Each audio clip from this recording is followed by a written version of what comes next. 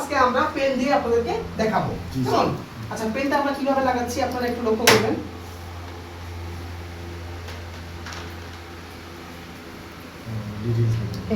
আর একটা জিনিস, যিনি হিজামা নেবেন পেশেন্টের সাথে গল্প করবেন, কারণ যেন পেশেন্ট না ঘুমায়। কারণ হচ্ছে অলরেডি হিজামা করার সময় পেশেন্ট কিন্তু অলরেডি ঘুমিয়ে যাবে, কারণ হচ্ছে খুব আরাম লাগে এবং বডি রিল্যাক্স এতটাই হয়ে যাবে মনে হবে ঘুম চলে আসবে। অর্থাৎ ঘুমান্ত অবস্থায় হিজামা করানো যাবে না, পেশেন্টের সাথে গল্প করতে হবে, কথা বলতে হবে। ঠিক আছে? জি, আমরা এখন সরাসরি কাপগুলো খুলে ফেলবো। হ্যাঁ, এই যে দেখেন কাপগুলো খুলে কোথায় রাখবো, এক সাইড থেকে করবো আরেক সাইডে রাখবো। এই কাপগুলো একটা কাপের উপর রেখে দেবো। দেখেন, ওকে, এই কাপগুলো আমরা রাখতেছি।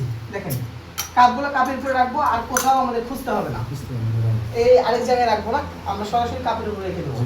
এই কাপটা করার পরে আমরা এটা প্রথম যে কাজটা সেটা হচ্ছে হালকা করে এই টিস্যুটা দিয়ে, এখানে হালকা ঘামের মতো হচ্ছিল তাই না, এটা একটু হালকা করে কি করে নিব, পরিষ্কার করে নিব। অথবা আপনারা এখন এই জায়গাটাতে আপনারা চাইলে আপনারা হচ্ছে এখানে ইয়ে ব্যবহার করতে পারেন। কি বলেন তো, এই জায়গাটা কি ব্যবহার করবেন আমি বলছিলাম কোনটা? এই জায়গাটাতে হেক্সাসিল এখানে আমরা ব্যবহার করব না, এই জায়গাটাতে আমরা যদি যত সম্ভব হয় ক্যালেন্ডার আগেও ব্যবহার করতে পারি।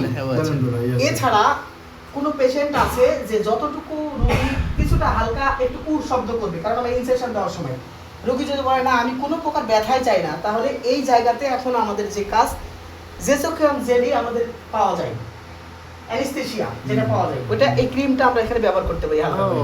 এই ক্রিমটা যদি ব্যবহার করি রোগী আর ওই তোয়ারকে যতটুকু যে ইনসেকশন দিলে যে হালকা যে বুঝতে পারছে যে আমাকে এখানে একটা কিছু করা হচ্ছে, এই বোর্ডটা থাকবে না। কিন্তু আমরা সাধারণত এটা করি না, তার কারণ হচ্ছে আপনি যখন এই জায়গাটা অ্যানেস্থেসিয়া করে দিবেন